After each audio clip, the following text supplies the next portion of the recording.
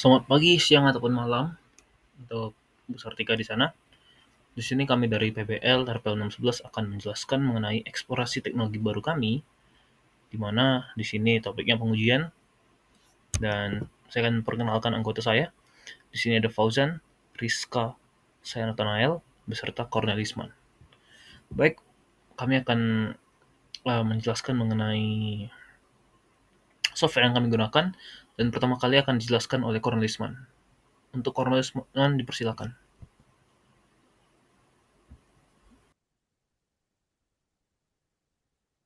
Ya, untuk yang pertama kami menggunakan tools pengujiannya yaitu Postman.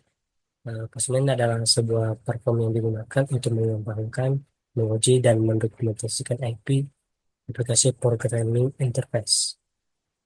Selanjutnya next, eh, fitur dan kelebihannya itu fitur yang pertama request, kirim dan uji IP, get post dan lain-lain. Yang kedua tes, tambah script uji otomatis. Yang ketiga collection, kelompokkan request. Yang keempat runner, jalankan banyak request sekaligus. Yang kelima environment, pakai variabel untuk ganti-ganti setting. Yang keenam mock server, simulasi API palsu. Yang ketujuh monitoring pantau performa IP. Kelebihan Postman antar mudah digunakan, mendukung banyak metode HTTP, bisa digunakan offline, mendukung otomasi dengan integrasi CI atau CD. Yang kelima, gratis dengan opsi berbayar untuk fitur lanjutan. Next,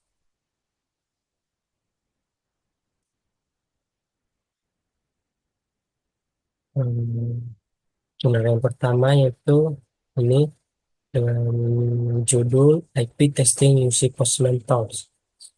Membahas tentang penggunaan Postman sebagai alat untuk melakukan pengujian IP, khususnya reshuffle IP yang saat ini menjadi standar dalam pengembangan perangkat lunak modern. Selanjutnya, eh, tujuan penelitian dari jurnal tersebut yaitu menguji reshuffle IP secara efisien dan otomatis, yang kedua mengoptimasi pengujian IP menggunakan norma ADD on Postman untuk CI atau CDI. Yang ketiga, meningkatkan kolaborasi tim dalam proses pengembangan perangkat lunak melalui pengujian IP yang lebih terstruktur dan terdokumentasi. Yang keempat, membagikan pengalaman praktis dan best practice dari penggunaan Postman dalam proyek nyata. Next, zona kedua yaitu ini berjudul Informasi Recipe Postman Test Case Using LLM, membahas pengembangan sistem estimasi otomatisasi pembuatan test case untuk REST IP menggunakan beberapa teknologi utama yaitu Large Language Models LLM untuk menghasilkan test case secara otomatis. Yang kedua, Postman sebagai platform untuk eksekusi dan validasi test case IP. Yang ketiga, REST sebagai framework web untuk menyajikan model machine learning. Selanjutnya, tujuan penelitian yaitu yang pertama, efisiensi pengujian IP, meningkatkan efisiensi pengujian IP dengan menggunakan pendekatan otomatis untuk menghasilkan test case yang kompresif dan bervariasi. Yang kedua, otomatisasi dan penyederhanaan proses, mengurangi beban kerja pengembang dan penguji dengan mengotomatisasi proses pengangkatan test case yang selama ini dilakukan secara manual. Yang ketiga, penggunaan Postman mengintegrasikan hasil test case yang dihasilkan oleh NLM ke dalam platform Postman untuk mempermudah pengujian dan kolaborasi tim dalam proyek pengembangan perangkat lunak melalui pengujian IP yang lebih terstruktur dan terdokumentasi. Yang keempat, membagikan pengalaman praktis dan best practice dari penggunaan Postman dalam proyek nyata, khususnya pada platform Customer Communication Management di bidang perbankan dan layanan keuangan. Yang kelima, pengembangan masa depan membuka jalan untuk penelitian lanjutan dalam optimasi pengujian perangkat lunak, khususnya dalam bidang pengujian IP. Baik, selanjutnya akan dijelaskan oleh Yuki.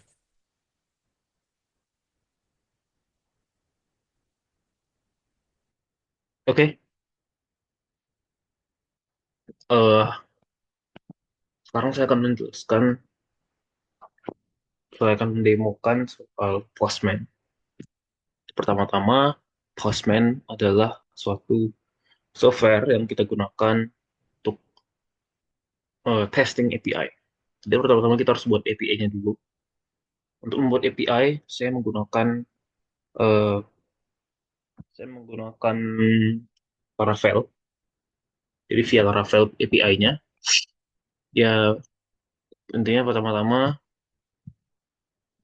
ini adalah endpoint saya. Saya pakai API resource yang sudah mendefinisikan para get, post, put, dan juga delete ya. Eh, Intinya di sini adalah produk saya. Saya pakai table produk ini kolomnya dan ini controllernya untuk saya setel CRUD-nya, migrations, dan saya sudah buat ya sebelumnya.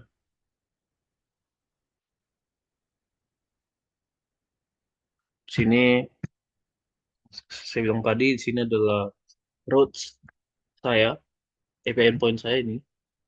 Jadi saya coba tes saja langsung. Pertama-tama eh, kita mau hidupkan Largonya, sudah saya hidupkan, dan server sudah saya pakai built-in PHP. Di sini kita langsung saja ke Postman.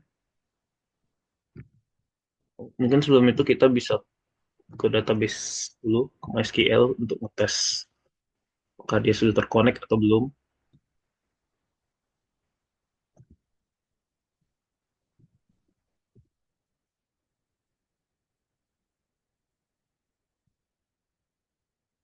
Ya, dia ada di Postman. Kita akan fokus ke table produknya. Masih nol ya, masih tidak ada kolomnya. Oke, oh iya, eh, koneksinya itu setupnya seperti ini. Jadi sudah diintegrasikan. Oke, ini untuk MySQL-nya kita langsung ke Postman-nya saja. Di sini saya sudah menyediakan ya endpoint post. Jadi untuk endpoint post ya seperti ini, post API slash products. Di sini kalau kita mau ngebuat tab, tab data baru, masukkan aja key-nya lalu value. Sini coba saya send.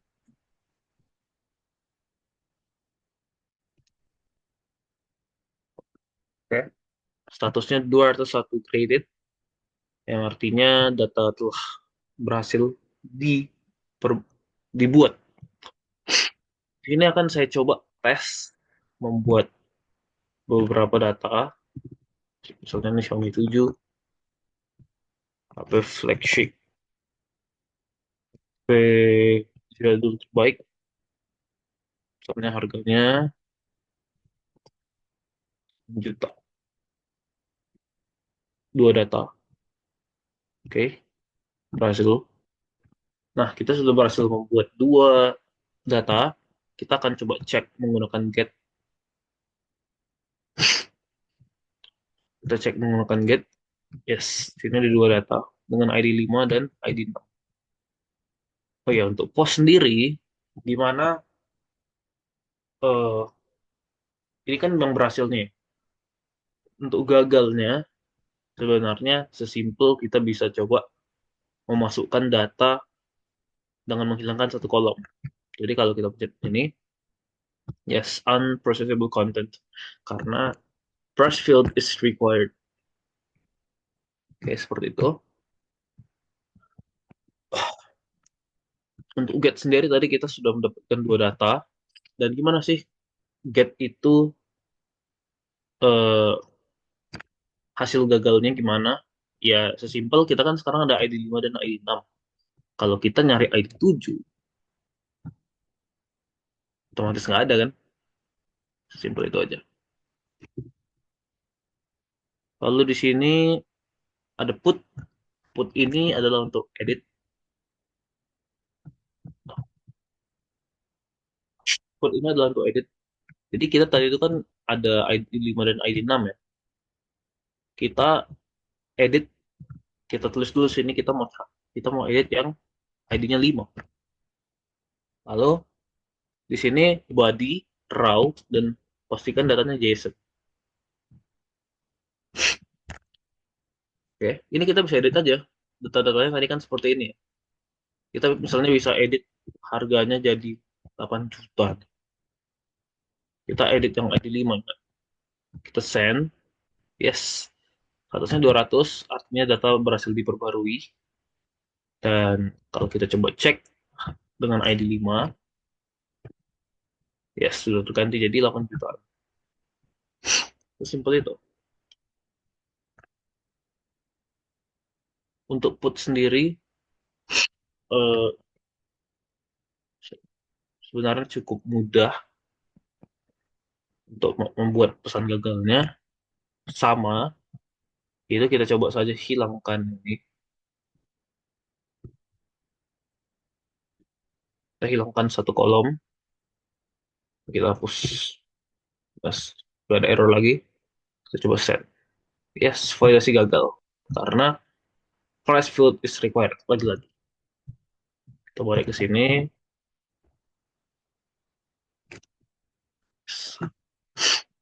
Nah, untuk delete sendiri, kita tuh mau ngedelete produk berapa. Kalau kita tidak mendefinisikan kita mau delete ID, produk dengan ID berapa, dia akan delete semuanya. Tapi sekarang kita coba delete yang ID-nya 5. Seperti ini. Dan kita coba get lagi, produk 5, apakah masih ditemukan? Yes, 44 not found. Artinya produknya itu sudah tidak ditemukan. Lalu untuk pesan gagal sendiri ya sesimpel kita coba mendelete ID yang di luar di luar data yang kita punya. Misalnya 99 kan kita nggak punya tuh 44 not found. Statusnya produk tidak ditemukan. Oke baik itu mungkin itu saya sih demo yang bisa saya sampaikan.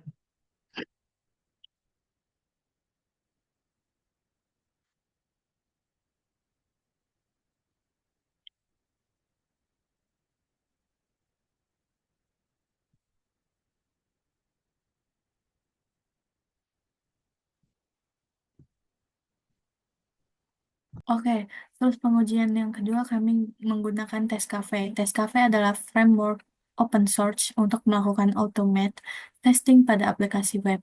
Tujuannya adalah untuk memastikan bahwa sebuah aplikasi berjalan dengan benar dari sudut pandang pengguna dengan cara meniru interaksi pengguna di browser seperti klik, input teks, navigasi halaman, dan sebagainya. Selanjutnya ada fitur dan kelebihan dari Testcafe. Yang pertama itu ada fitur dari Testcafe. Yang pertama tanpa WebDriver, langsung jalan tanpa konfigurasi rumit. Yang kedua itu multi browser, bisa dites di berbagai browser termasuk headless. Yang ketiga, dukungan JavaScript atau TypeScript. Tulisan tes dengan bahasa modern. Yang keempat ada asynchronous otomatis. Tidak perlu wait manual tes cafe menunggu elemen muncul. Yang kelima itu ada cross platform, jalan di Windows, Mac OS, dan Linux.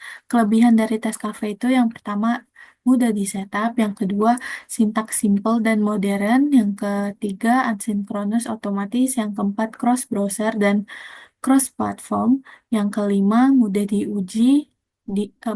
uji halaman login, yang keenam laporan tes interaktif, yang ketujuh stabil dan tahan gagal, yang kedelapan integrasi CI atau CD dengan mudah. Selanjutnya ada jurnal yang pertama.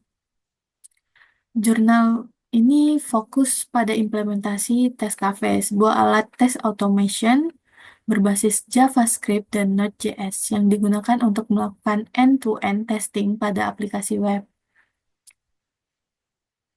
Tujuan dari penelitiannya Tujuan dari penelitian dan proyek implementasi ini adalah yang pertama mengganti alat tes automation lama atau robot framework yang dianggap tidak efisien dan sulit digunakan oleh tim pengembang Edita Publishing OY.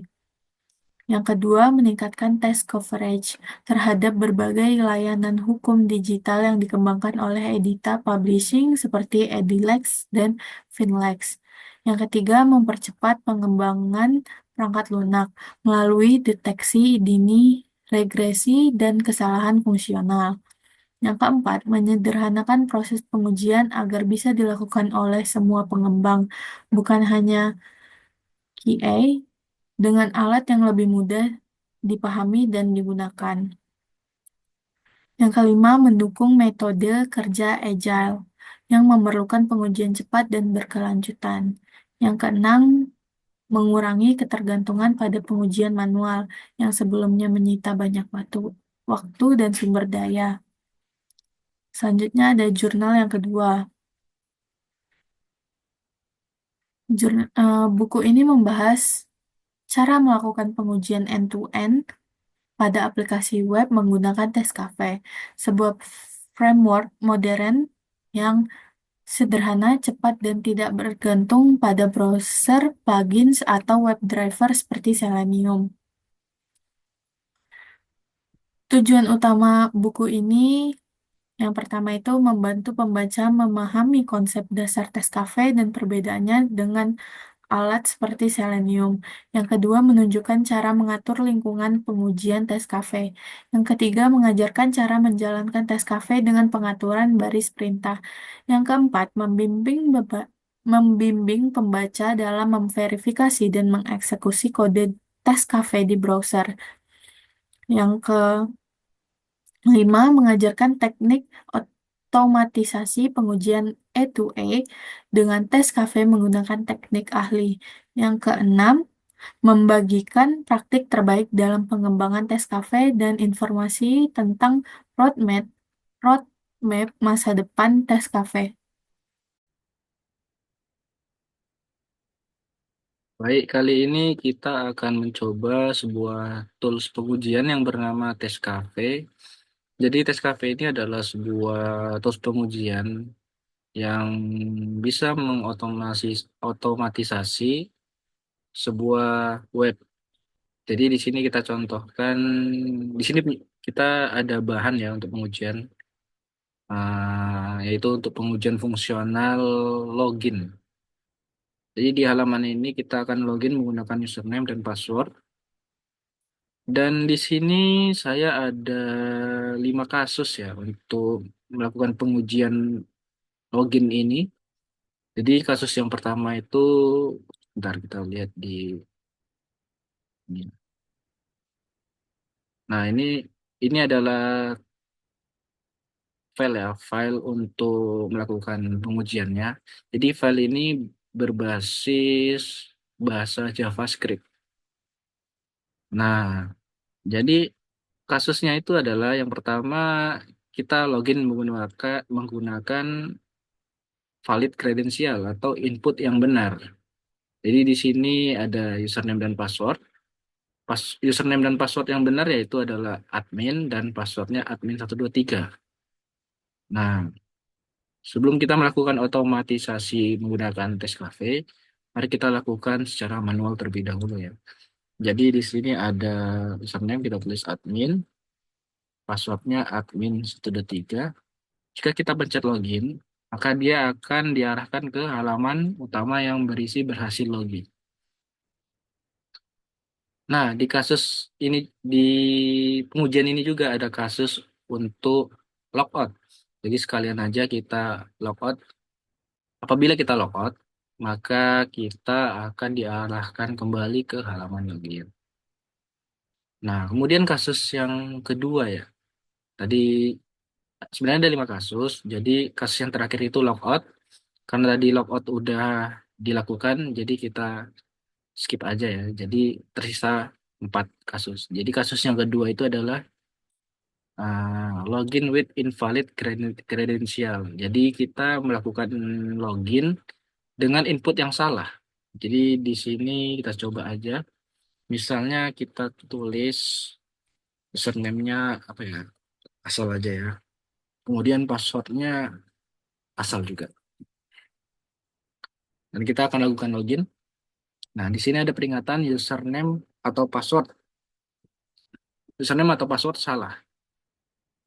Nah, kira-kira begitu. Kemudian untuk kasus yang ketiga, user did not enter username or password. Jadi user itu tidak memasukkan username atau password. Nah, kita coba admin, kemudian kita pencet login. Apa yang terjadi? Tentunya tidak akan bisa login karena input password belum diisi. Jadi dia memaksa untuk mengisi input passwordnya. Kemudian kasus yang terakhir itu adalah redirect to login if not login. Nah, bagaimana di kasusnya? Kasusnya itu tentunya kita sebagai manusia itu pasti ada cara ya atau eh, ya akal-akal buruknya lah. Misal kita ingin mencoba, ini misal kita sudah login. Nah, di atas ini tentunya ada alamat kalau kita berhasil login. Kita copy aja, kemudian kita logout. Nah, tentunya manusia dengan segala caranya akan mencoba masuk ke halaman utama tanpa melakukan login. Nah, kita coba ya, ini ada login tes sukses. Ini alamat yang tadi, halaman utama ya, yang apabila berhasil login maka diarahkan ke halaman ini. Kita coba enter ya. Tentunya tidak akan bisa karena kita belum login. Jadi dia akan dikembalikan lagi ke halaman login untuk melakukan login. Jadi kita dipaksa untuk melakukan login. Nah, kira-kira begitu. Nah, ini skemanya. Jadi di sini kasus yang pertama tadi ya, login with valid credential. Ini ada admin 123. Kemudian invalid credential. Ini sebenarnya asal, cuman kita tulis saja wrong admin dan wrong password. Kemudian ada tes ya, user did not enter username or password. Jadi di sini dia cuma memasukkan admin saja. Kemudian dia submit button. Kemudian kasus berikutnya adalah yang tadi redirect to login if not login. Tentunya dia akan navigate to login test. Dia akan memaksa masuk untuk dia akan secara memaksa ya masuk ke halaman ini login tes sukses. Kemudian ini adalah logout functionally, jadi dia login terlebih dahulu, kemudian dia menekan tombol logout. Kira-kira begitu. Untuk strukturnya ini bisa teman-teman lihat ya di dokumentasi webnya Tes Cafe. Jadi di sini ada guide. Nah, di sini ada tes struktur seperti ini. Jadi bisa dibaca-baca ya untuk info selengkapnya. Lengkap kok. Kemudian, oh iya, bagaimana kalau kita ingin menginstal Tes Cafe? Nah, di halaman web resminya Tes Cafe ini sudah ada ya. Kita di landing page-nya kita scroll ke bawah sedikit. Nah, di sini ada npm i get Tes Cafe. Ini untuk menginstal Tes Cafe-nya secara otomatis ya, karena dia menggunakan npm. Di kita copy, dan misal kita ini ada terminal, kita copy saja, kita tempel, paste.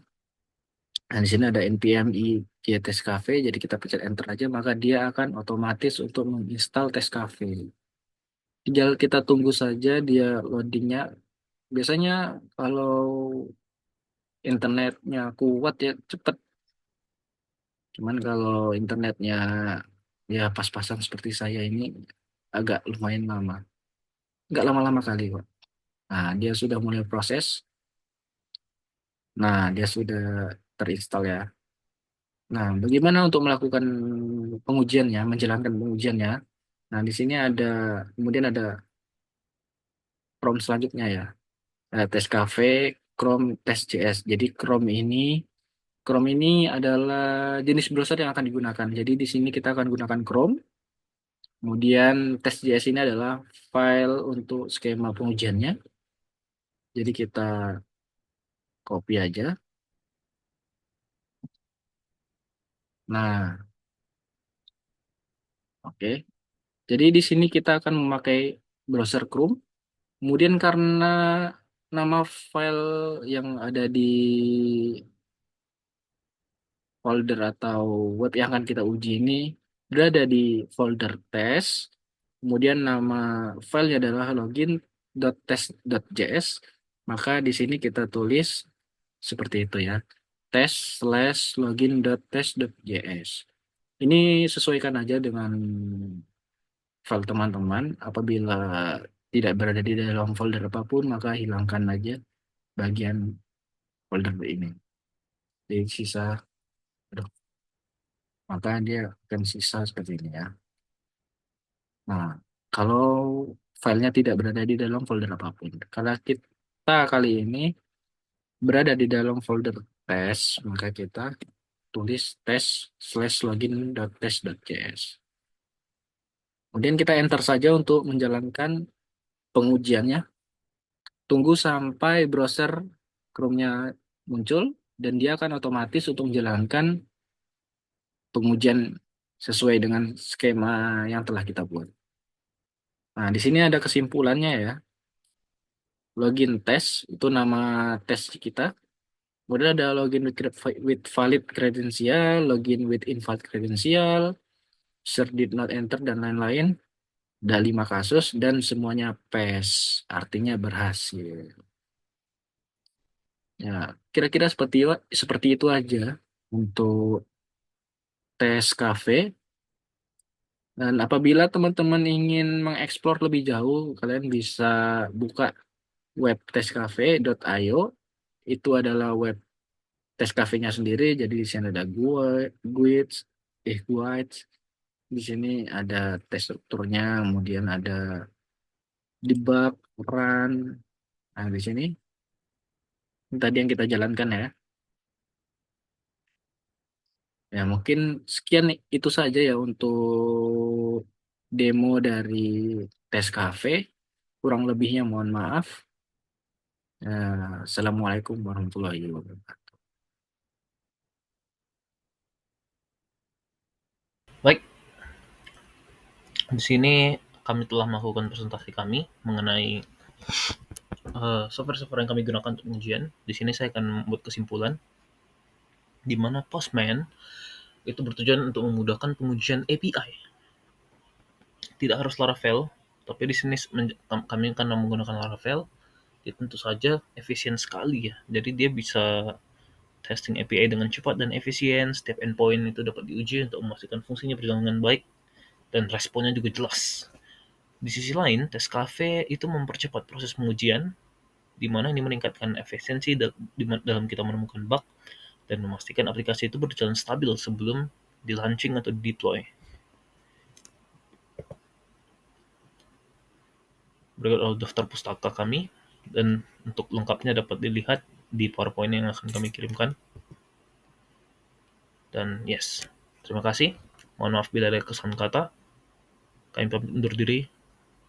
Terima kasih.